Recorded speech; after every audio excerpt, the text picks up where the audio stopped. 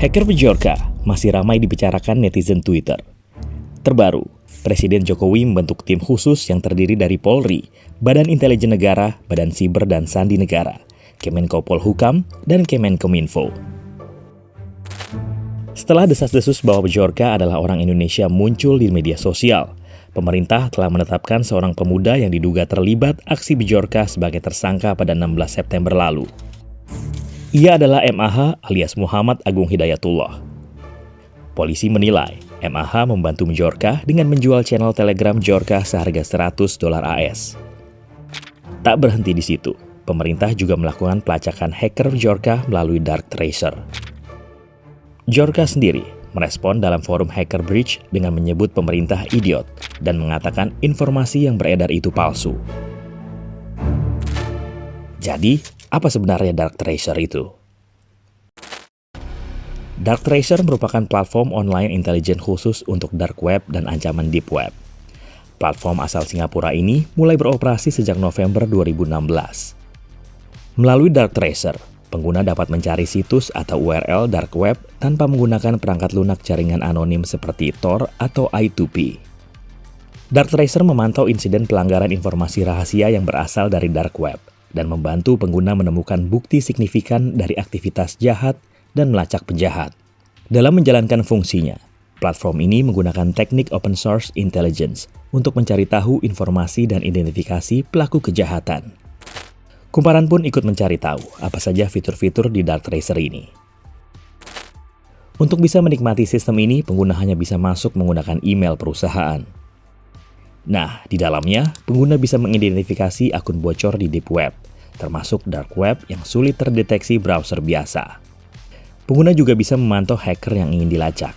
Misalnya, kita ingin tahu akun-akun yang berhubungan dengan Bjorka, maka kita tinggal mengetik namanya pada fitur pencarian. Hasilnya, Bjorka terhubung pada 4 domain .onion pada browser deep web Tor.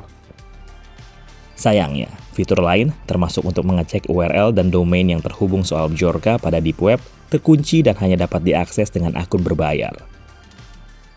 Sebenarnya, bagaimana cara kerja sistem semacam Dark Tracer ini? Ya, mereka ada software khusus yang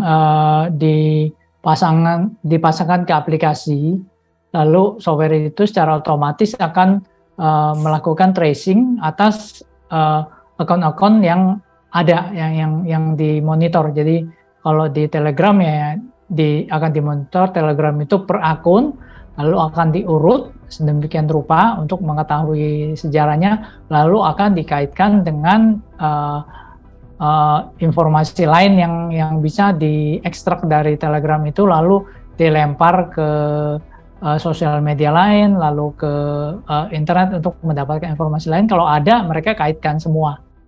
Melalui laman resminya, Dark Tracer telah menjalin kerjasama dengan beberapa perusahaan seperti Jiran Jepan, Bridge.id, Infosystem Security, dan beberapa perusahaan lainnya.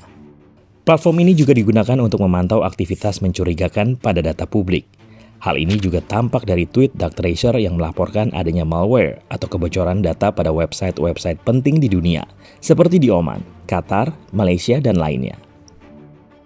Selain Twitter, Dark Tracer juga menggunakan YouTube sejak 20 Mei 2020.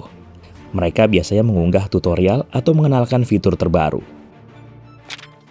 Melacak aksi hacker seperti Bjorka membutuhkan teknik jitu dan penguasaan teknologi yang tinggi. Pada tersangka MAH, Bjorka bisa saja melakukan berbagai cara agar dirinya tetap aman. Kira-kira benar tidak ya, si MAH ini memang terhubung dengan Bjorka?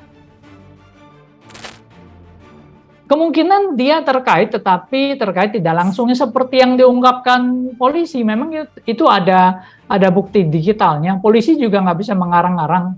Kalau dia bilang dia jual grup Telegram ke Bjorkanism itu $100, itu kan oke, dia misalnya mengaku-ngaku.